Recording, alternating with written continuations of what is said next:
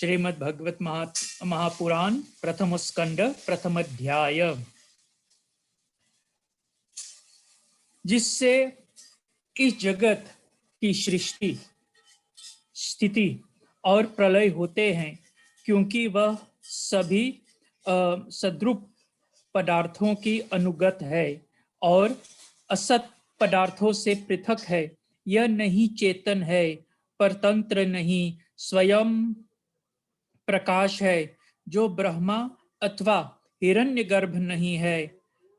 प्रत्युत उन्हें अपने संकल्प से ही जिससे उस वेद ज्ञान का दान किया है, जिसके संबंध में बड़े बड़े विद्वान भी मोहित हो जाते हैं, जैसे तेजोमय सूर्य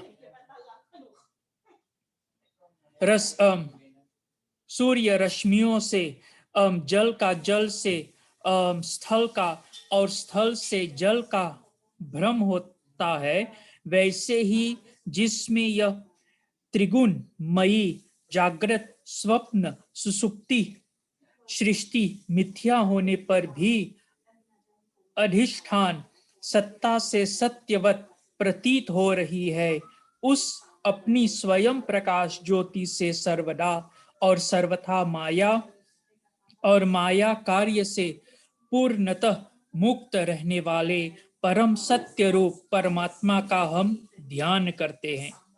महामुनि व्यास देव जी के द्वारा निर्मित इस श्रीमद् भागवत महापुराण में मोक्ष पर्यंत फल की कामना से रहित परम धर्म का निरूपण हुआ है। इसमें शुद्धांत कर्ण सत्पुरुषों की जानने योग्य उस वास्तविक वस्तु परमात्मा का निरूपण हुआ है, जो तीनों तापों का जड़ से नाश करने वाली और परम कल्याण देने वाली है। अब और किसी साधन या शास्त्र से क्या प्रयोजन? जिस समय भी सुकृति पुरुष इसके श्रवण की इच्छा करते हैं, ईश्वर उसी समय अविलंब उनके हृदय में आकर बंदी बन जाता है। रस के मर्मज्ञ भक्तजन यह श्रीमद् भागवत वेद रूप कल्याण वृक्ष का पका हुआ फल है। श्री सुखदेव जी रूप तोते के मुख का संबंध हो जाने से यह परमानंदमयी सुधा से परिपूर्ण हो गया है। इस फल में छिलका, गुठली आदि त्याज्य अंश तनिक भी नहीं है। यह मूर्तिमान रस है। जब तक शरीर में चेतना रहे, तब तक इस दिव्य भगवत दृश्य का निरंतर बार बार पान करते रहो। यह पृथ्वी पर ही सुलभ है। एक बार भगवान विष्णु एवं देवताओं के परम पुण्यमय क्षेत्र नैमिषारण्य में शौनक आदि ऋषियों ने भगवत प्राप्ति की इच्छा से सहस्त्र वर्षों में पूरे होने वाले एक महान यज्ञ का अनुष्ठान किया।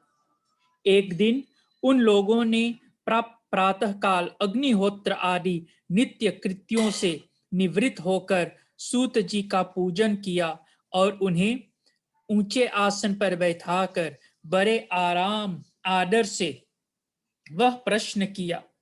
ऋषियों ने कहा, सूत जी, आप निष्पाप है। आपने समस्त इतिहास, पुराण और धर्म शास्त्रों का विधि पूर्वक अध्ययन किया है तथा उनकी भली भांति व्याख्या भी की है। वेद वेदांतों में श्रेष्ठ भगवान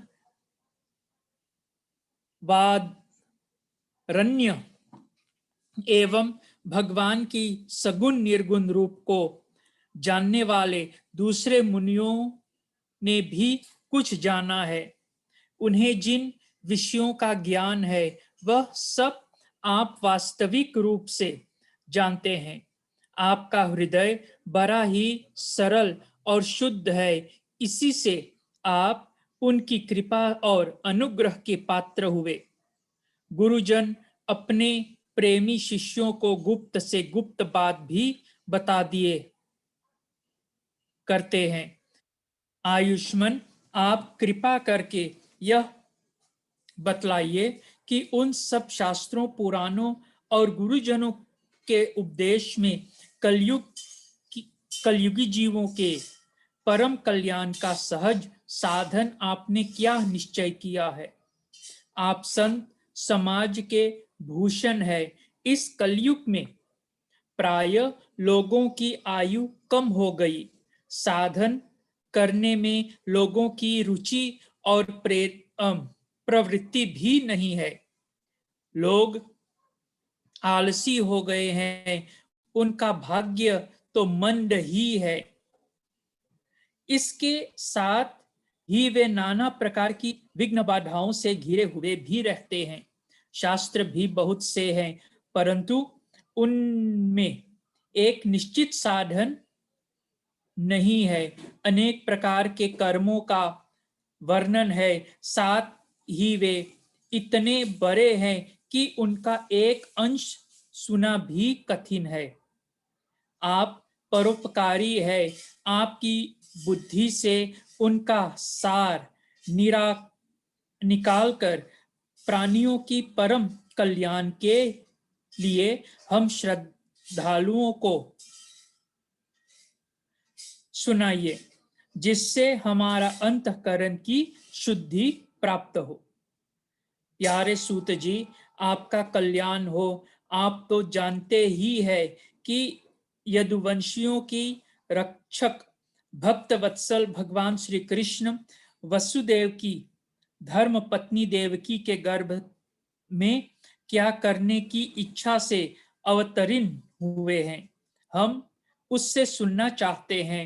आप कृपा करके हमारे लिए उसका वर्णन कीजिए, क्योंकि भगवान का अवतार जीवों के परम कल्याण और उनकी भगवत प्रेमी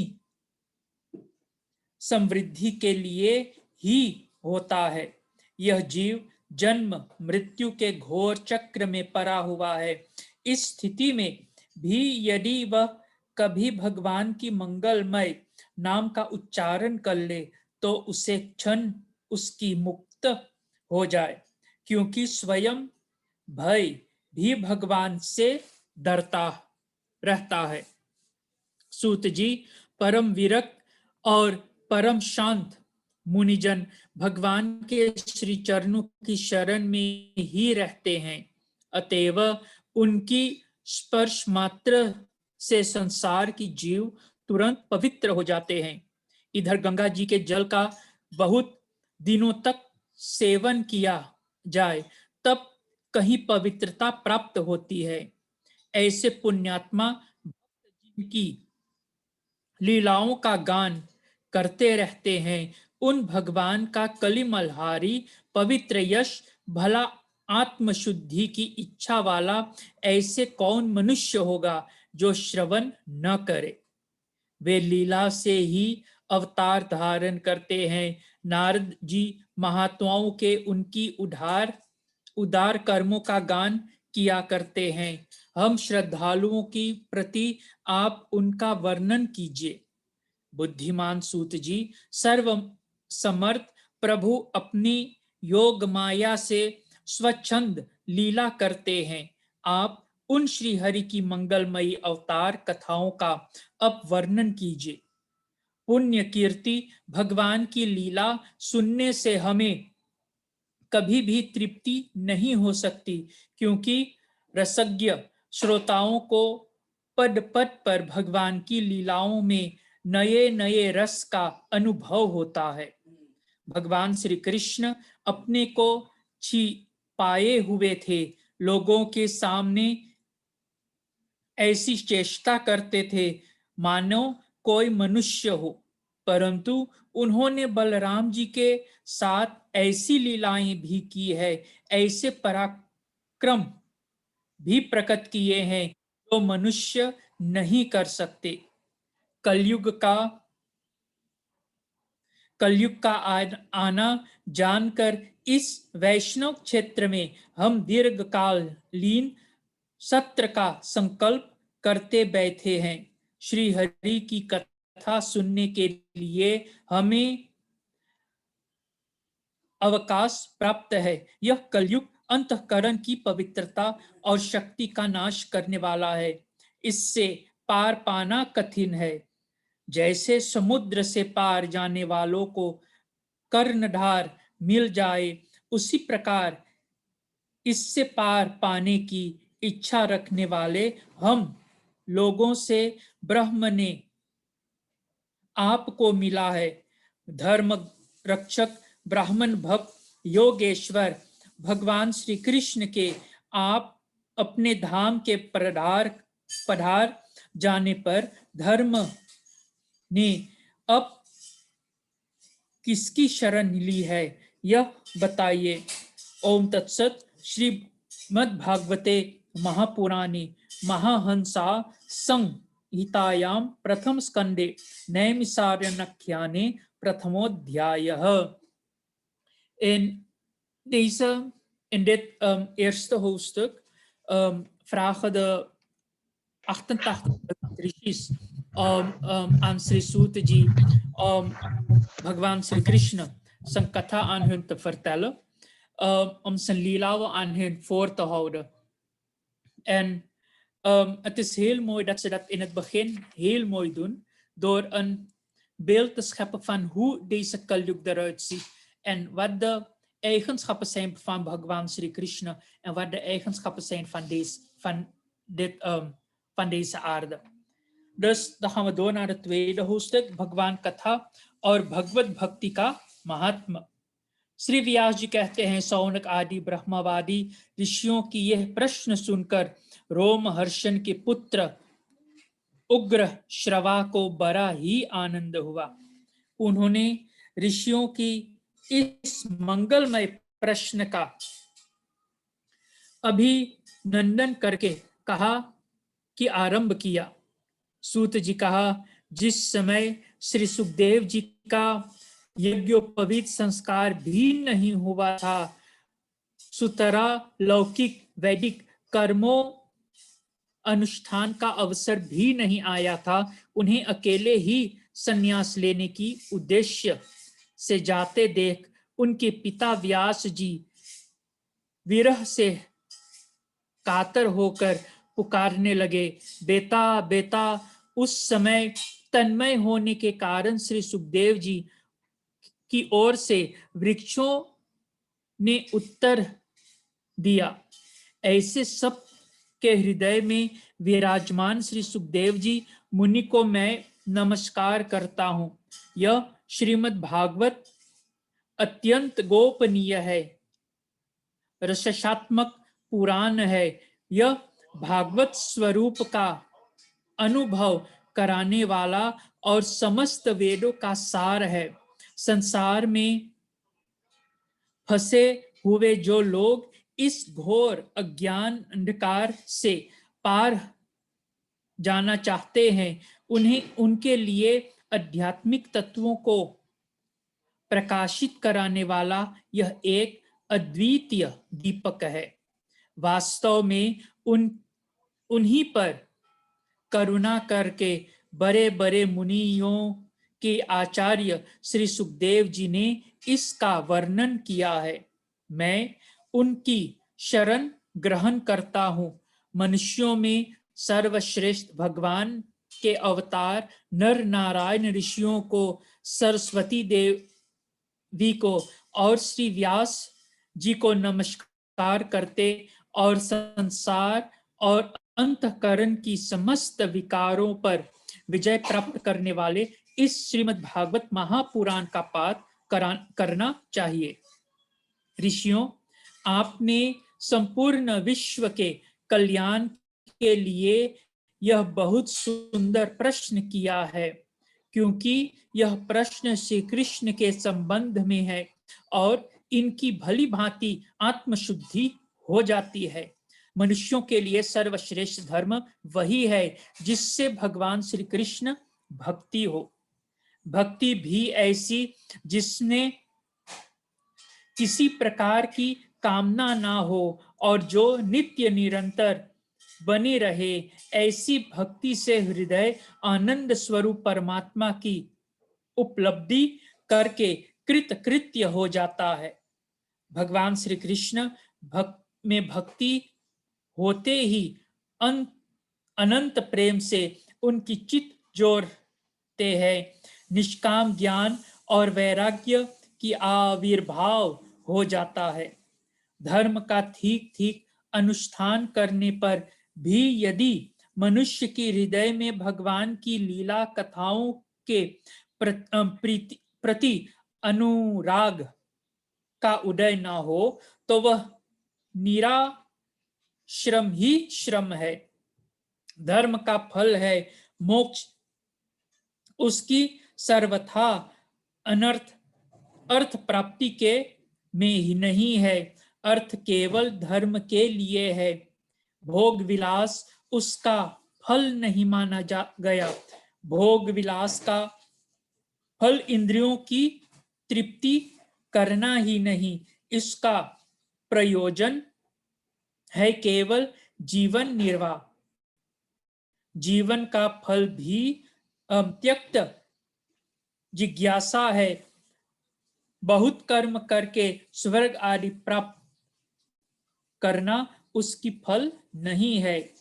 तत्ववेत्ता लोग ज्ञान और ज्ञेय के भेद से रहित अखंड अद्वितीय सच्चिदानंद स्वरूप ज्ञान को ही तत्व हम कहते हैं। उसी को कोई ब्रह्म, कोई परमात्मा और कोई भगवान के नाम से पुकारते हैं। श्रद्धालु मुनिजन भगवत श्रवण से प्राप्त ज्ञान वैराग्य युक्त भक्ति से अपने हृदय में उस पर तत्व रूप परमात्मा का अनुभव करते हैं।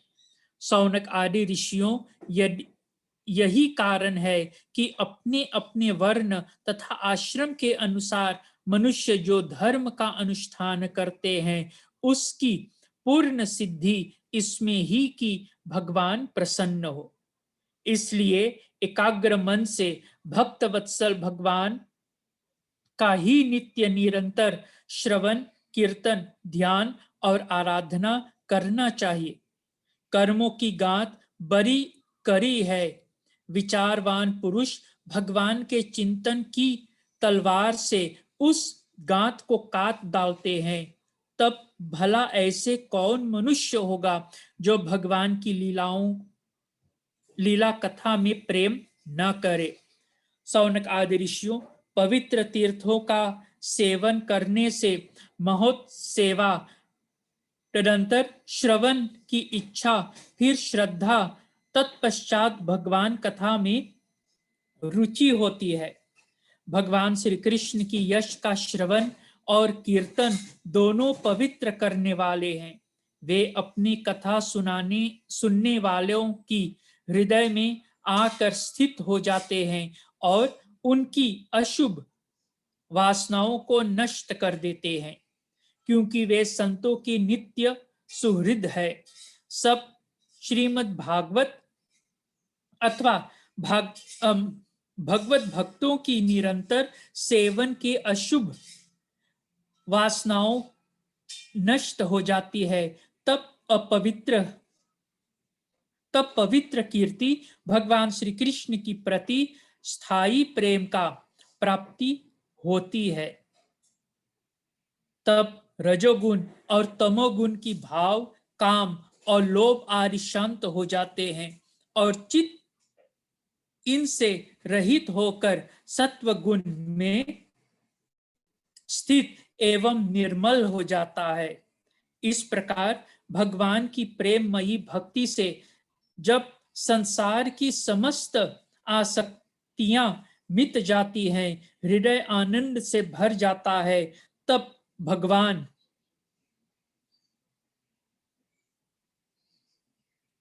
के तत्व का अनुभव अपने आप हो जाता है। हृदय में आत्मस्वरूप भगवान का साक्षात्कार होते ही हृदय की ग्रंथि टूट जाती है, सारे संदेह मिट जाता है और कर्म बंधन छीन हो जाता है। इसी से बुद्धिमान लोग नित्य निरंतर बड़े आनंद से भगवान श्री कृष्ण की प्रति प्रेम भक्ति करते हैं, जिससे आत्म प्रसाद की प्राप्ति होती है। प्रकृति 3 गुण है, सत्व, रज और तम। इनको स्वीकार करके इस संसार की स्थिति, उत्पत्ति और प्रलय के लिए एक अद्वितीय परमात्मा ही विष्णु, ब्रह्मा और रुद्र, ये 3 नाम ग्रहण करते हैं। फिर भी मनुष्यों का परम कल्याण तो सत्व गुण स्वीकार करने वाले श्री हरि ही से ही होता है। जैसे पृथ्वी के विकार लकड़ियों की अपेक्षा धुआं श्रेष्ठ है और उससे भी श्रेष्ठ है अग्नि, क्योंकि वेदोक्त याग आदि के द्वारा अग्नि सद्गति देने वाला है। वैसे ही तमोगुण से रजोगुण श्रेष्ठ है और रजोगुण से भी सत्वगुण श्रेष्ठ है, क्योंकि वह भगवान का दर्शन कराने वाला है। प्राचीन युगों में महात्मा लोग अपने कल्याण के लिए विशुद्ध सत्वमय भगवान श्री विष्णु की ही आराधना किया करते हैं। अब भी जो लोग उनकी अनुसरण करते हैं, वे उन्हें के समान कल्याण भाजन होते हैं। लोग इस संसार सागर से पार हो जाना चाहते हैं। वे यद्यपि किसी निंदा तो नहीं करते, न किसी के दोष ही देखते हैं, फिर भी घोर रूप वाले तमोगुनी, रजोगुनी, भैरव आदि भूपतियों की उपासना न करके सत्वगुनी विष्णु भगवान और उनकी अंश कला स्वरूपों के ही भजन करते हैं। परंतु जिसका स्वभाव रजोगुनी अथवा तमोगुनी है, वे धन, ऐश्वर्य और संतान की कामनाओं से भूत, पितर और प्रजापति की उपासना करते हैं, क्योंकि इन लोगों का स्वभाव ही भूत आदि से मिलता जुलता होता है। वेदों का तात्पर्य श्री कृष्ण में ही है। यज्ञों की उद्देश्य श्री कृष्ण ही है। योग श्री कृष्ण के लिए ही किए जाते हैं और समस्त कर्मों की परिसमाप्ति भी श्री कृष्ण ही है। ज्ञान में ब्रह्म स्वरूप श्री कृष्ण ही प्राप्ति होती है। तपस्या श्री कृष्ण की प्रसन्नता के लिए ही की जाती है। श्री कृष्ण के लिए ही धर्मों का अनुष्ठान होता है और सब गतियां श्री कृष्ण में ही समा जाती है।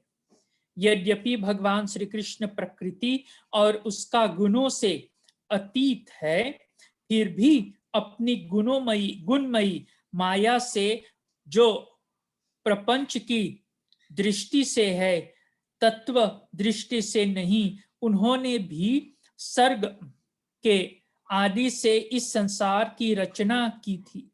ये सत्व, रज और तम तीनों गुण यही माया के विलास है। इनकी भीतर रहकर भगवान इनसे युक्त सरीखे मालूम पड़ते हैं। वास्तव में तो वे परिपूर्ण विज्ञानंद धन है। अग्नि तो वस्तुतः एक ही है, परंतु जब वह अनेक प्रकार की लकड़ियों में प्रकट होती है, तब अनेक भी मालूम पड़ती है। वैसे ही सबके आत्मा रूप भगवान तो एक ही है, परंतु प्राणियों की अनेकता से अनेक जैसे ज्ञान पड़ता है।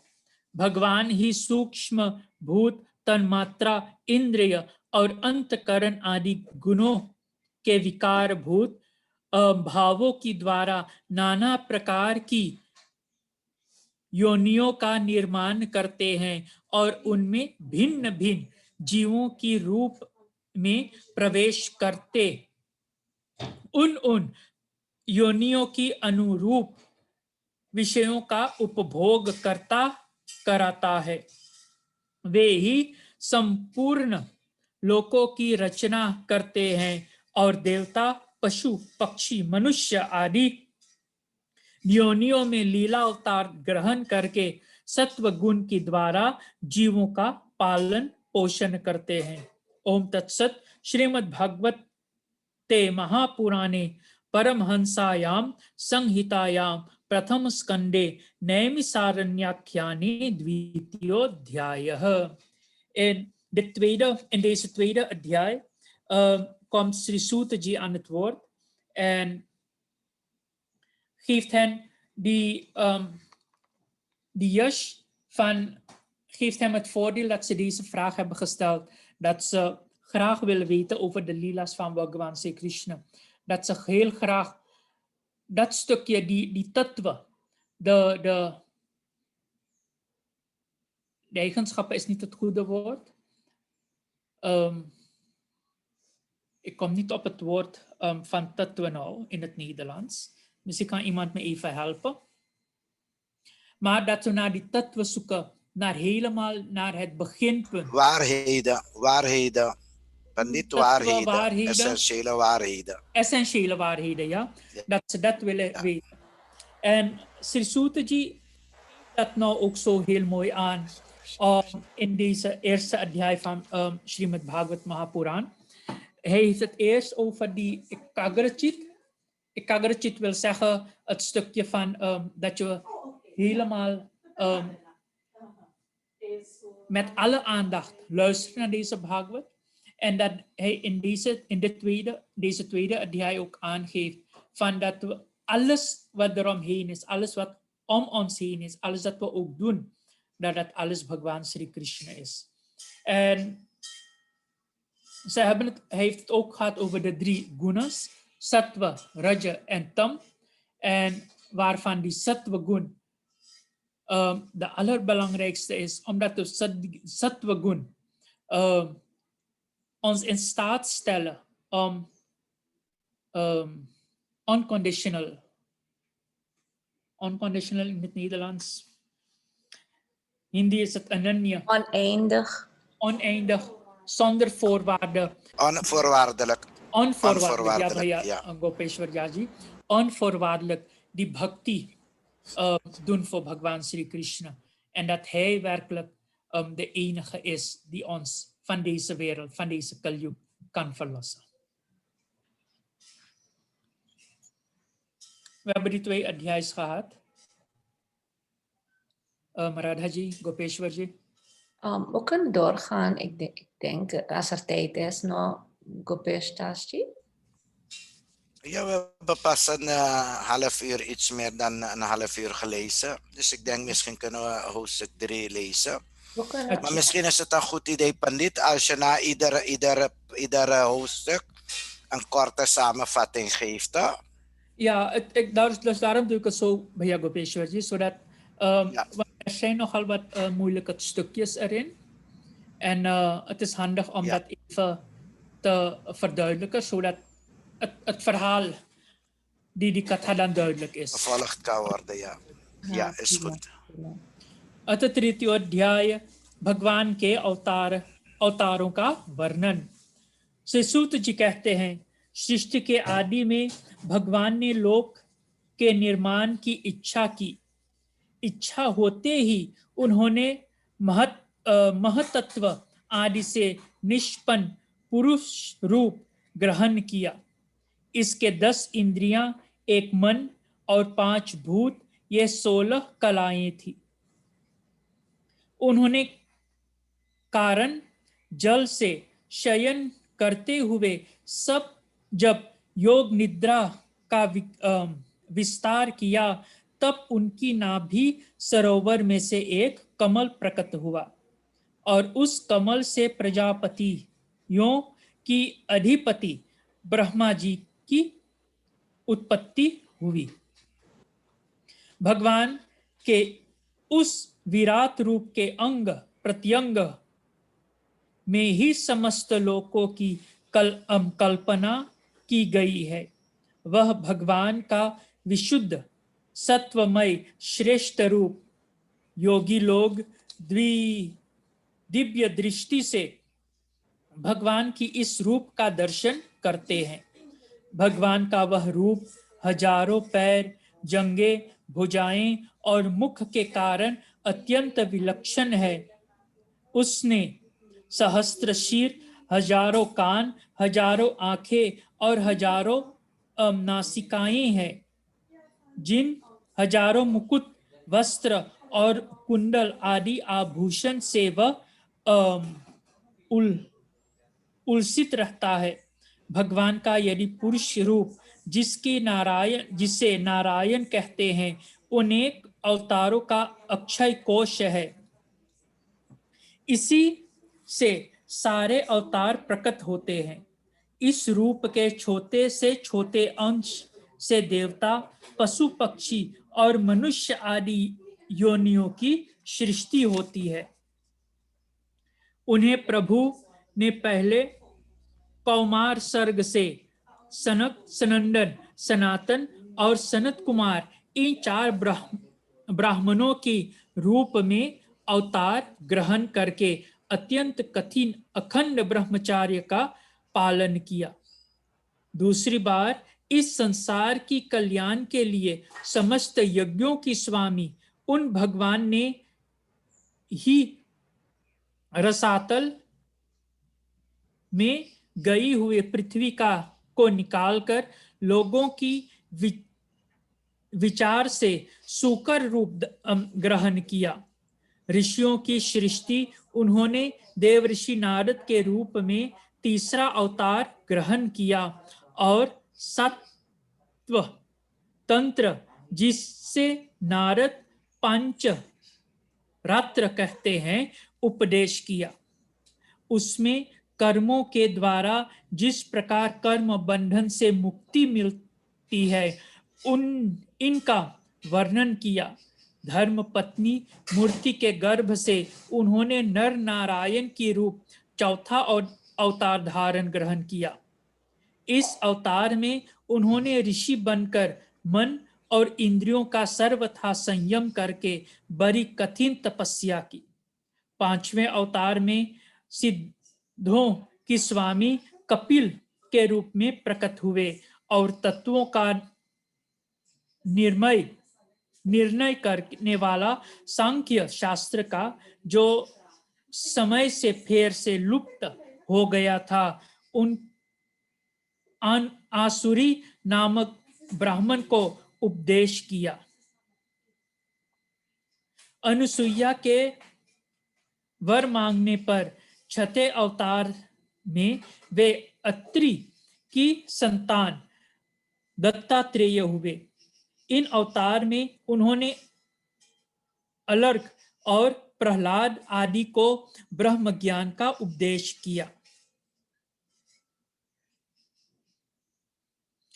सातवीं बार रुचि प्रजापति की आकुति नामक पत्नी से यज्ञ के रूप में उन्होंने अवतार ग्रहण किया और अपने पुत्र याम आदि देवताओं के साथ स्वयंभू मनवंतर आदि रक्षा की। राजा नाभि की पत्नी मेरु देवी के गर्भ से ऋषभेदन के रूप से भगवान ने आठवां अवतार ग्रहण किया। इस रूप में उन्होंने परमहंस का वह मार्ग जो सभी आश्रमियों के लिए वंदनीय दिखाया। ऋषियों की प्रार्थना से नवी अवतार में वह भगवान राजा पृथु के रूप में अवतरित हुए। शौनक आदि ऋषियों इस अवतार में उन्होंने पृथ्वी समस्त औषधियों का दोहन किया था। इससे यह अवतार सबसे लिए ही बड़ा कल्याणकारी है। चाक्षुष मनवंतर के अंतर में जब सारी त्रिलोकी समुद्र में डूब रही थी, तब उन्होंने समस्त मत्स्य रूप के 10वें अवतार ग्रहण किया और पृथ्वी रूप नौका पर बैठाकर अगले मनवंतर तक अधिपति वैवस्वत मनु की रक्षा किया।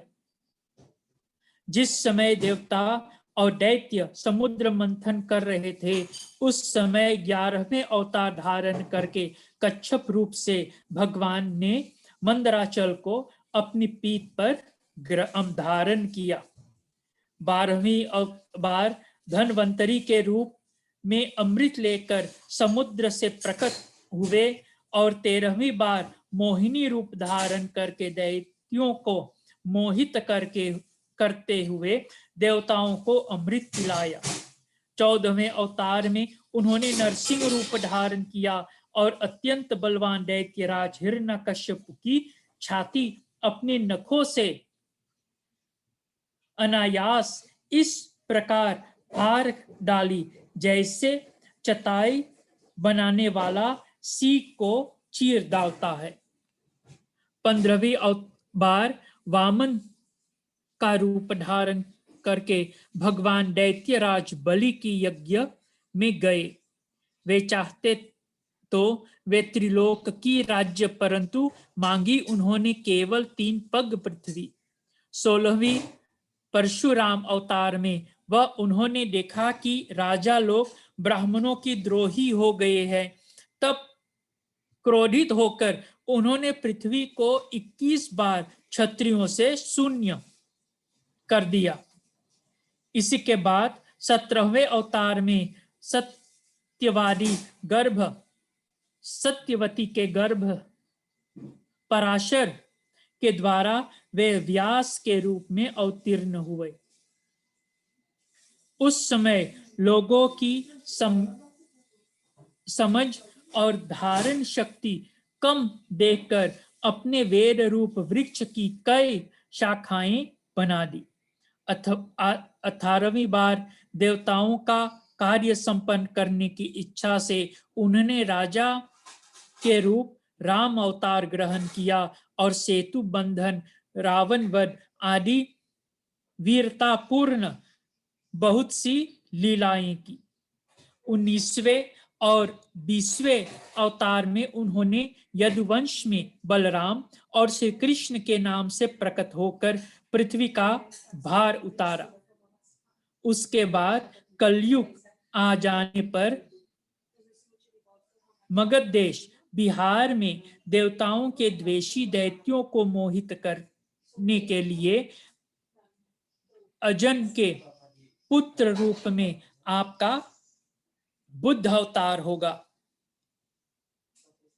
इसके भी बहुत पीछे जब कलयुग का अंत समीप होगा और राजा लोग प्राय लुटेरे हो जाएंगे, तब जगत की रक्षक भगवान विष्णु यश नामक ब्राह्मण के घर कल्कि रूप में अवतीर्ण होंगे। सौनक आदि ऋषियों जैसे अगाध सरोवर से हजारों छोटे छोटे नले निकलते हैं, वैसे ही सत्वनिधि भगवान श्री हरि के असंख्य अवतार हुआ करते हैं। ऋषि, मनु, देवता, प्रजापति, मनुपुत्र और जितने भी महान शक्तिशाली है, वे सब के सब भगवान के ही अंश है। ये सब अवतार तो भगवान के अंशावतार अथवा कलावतार है, परंतु भगवान श्री कृष्ण तो स्वयं भगवान अवतारी ही है। जब लोग दैत्यों की अत्याचार से व्याकुल हो उठते हैं, तब युग युग में अनेक रूप धारण करके भगवान उनकी रक्षा करते हैं। भगवान की दिव्य जन्मों की यह कथा अत्यंत गोपनीय रहस्यमयी है, जो मनुष्य एकाग्रचित्त से नियम पूर्वक सायंकाल और प्रातः काल प्रेम से इसका पाठ करता है, वह सब दुखों से छूट जाता है।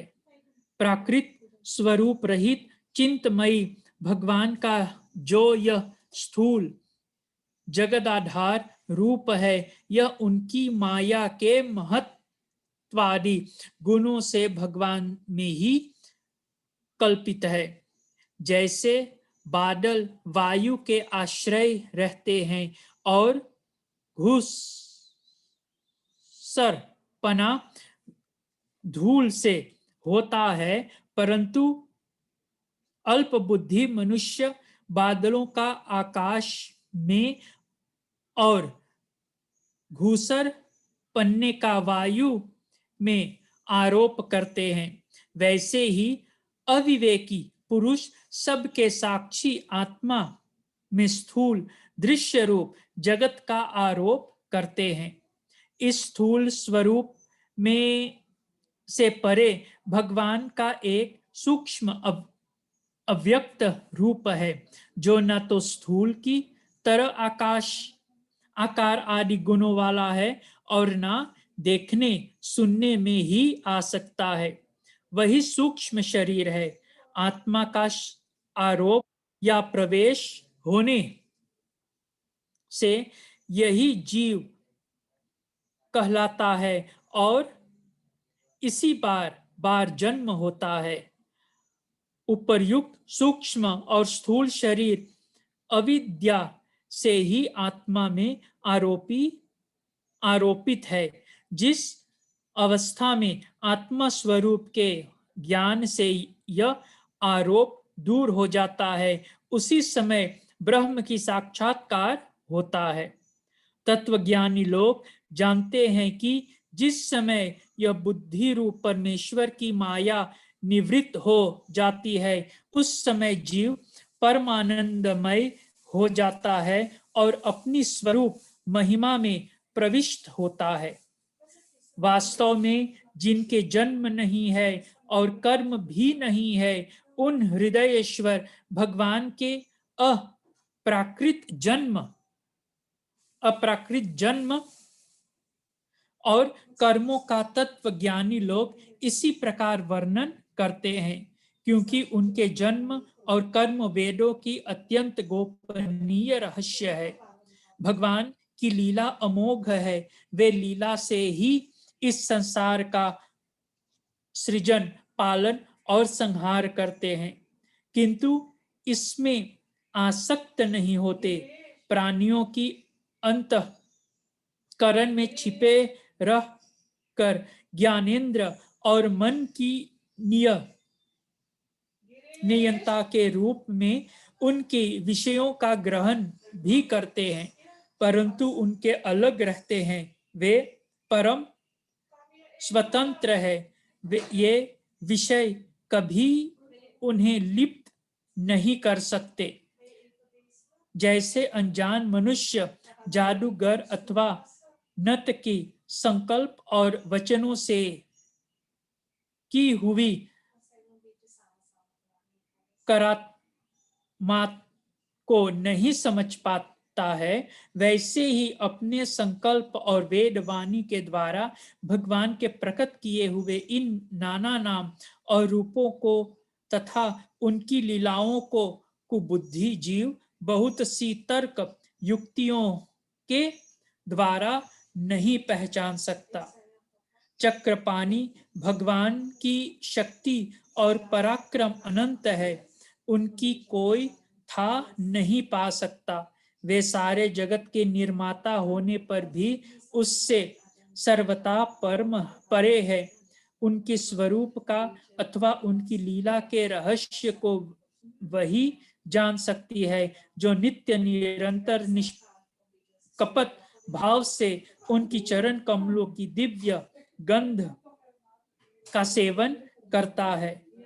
सेवा भाव से उनकी चरणों का चिंतन करता रहता है। शौनक आदि ऋषियों, आप लोग बड़े ही सौभाग्यशाली तथा धन्य है जो इस जीवन में और विघ्न बाधाओं से भरे हुए इस संसार में समस्त लोकों की स्वामी भगवान श्री कृष्ण से वह सर्वात्मक आत्मा भाव वह अनिर वचनीय अत्यंत प्रेम करते हैं, जिससे फिर इस जन्म मरण रूप संसार के भयंकर चक्र में नहीं पड़ना होता। भगवान वेद व्यास ने यह वेदों की समान भगवत चरित्र की परिपूर्ण भागवत नामक पुराण बताया है। उन्होंने इस श्लाघनीय, कल्याणकारी और महान पुराण का लोगों के परम कल्याण के लिए अपने आत्मज्ञानी शिरोमणि पुत्र को ग्रहण कराया। इसमें सारे वेद और इतिहासों का सार संग्रह किया गया है। सुखदेव जी ने राजा परीक्षित को यह सुनाया। उस समय वे परमर्शियों से घिरे हुए मरण अनशयन का व्रत लेकर गंगा तट पर बैठे हुए थे। भगवान श्री कृष्ण जब धर्म, ज्ञान आदि के साथ अपने परम धाम को पधार गए, तब इस कली युग में जो लोग अज्ञान रूपी अंधकार से अंधे हो रहे हैं, उनके लिए यह पुराण रूपी सूर्य इस समय प्रकट हुआ है। सौनक आदि ऋषियों जब महातेजस्वी श्री सुखदेव जी महाराजा वहां इस पुराण की कथा कह रहे थे, तब मैं भी वहां पर बैठा था। वहीं मैंने उनकी कृपापूर्ण अनुमति से इसका अध्ययन किया। मेरा जैसा अध्ययन है और मेरी बुद्धि ने जिस प्रकार इसको ग्रहण किया है, उसकी अनुसार इसे मैं आप लोगों को सुनाऊंगा। ओम तत्सत। श्रीमद् भगवते महापुराणे पारहंसायां संहितायां प्रथम स्कंदे नैमिषारण्याख्याने तृतीयोऽध्यायः. Met deze laatste zin is dan ook de derde adhyay van de Srimad Bhagavad Mahapuran afgelopen. In deze derde adhyay heeft Sri Suta ji de verschillende avatars van Bhagwan Shri opgesomd en verder ook verteld dat alhoewel hij de avatars de naam geeft van Janma, van geboorte, dan nog heeft hij ook verklaard dat de avatar, de geboorte van Bhagwan, geen geboorte is zoals wij kennen als van u en van mij. De geboorte van Bhagwan of de avatar van Bhagwan is op het moment dat hij de dharma weer moet reinigen, weer veranderingen moet aanbrengen aan de dharma en eventueel moet helpen verdedigen. Deze verschillende avatars zijn heel goed. Je kan ze alleen maar door naar de Bhagavad te luisteren en naar de verschillende Purans te luisteren. Door satsang kun je een beetje tot de oorsprong komen van deze avatars. Verder geeft Sri Sutaji ook aan in deze derde adhyay van het is heel goed om 's middags tijdens Sandhya of 's morgens tijdens de Sandhya naar deze avatars te luisteren of deze avatars op te lezen, waardoor wij dan de Param Kalyan kunnen krijgen. Ik denk dat we voor vandaag kunnen volstaan. Bhaiya Gopeshwarji? Ja, Pandit, ik denk dat dat goed is. Dan kunnen we volgende keer hoofdstuk 4 met hoofdstuk 4 beginnen, toch? Ja. Goed, Dat dank zou u. zijn. Ja. En hoe gaan we met die recording doen, Gopesh Dasji? Ja, die recording is gedaan. Ik zal het later delen. Dan kunnen jullie dat kijken. Hartelijk Ja. dank. Jai Shri Krishna. Jai Sitaram. Goed, ik dank jullie allen heel hartelijk voor jullie deelname. En Pandit, u ook heel hartelijk dank voor het bijdragen. Ik zag volgens mij een app van Pandit Ramroop. Die vroeg dus dat een van ons lezen. Volgens mij kon hij niet aanwezig zijn. Nee, ik had het Goed, Radha, dan... gestemd. Aha. Dus hij zou vandaag niet bij kunnen. Oké. Is goed, dan gaan we de meeting eindigen. Ik zal later de link sturen. Hare Krishna. Hare जय Ram. भैया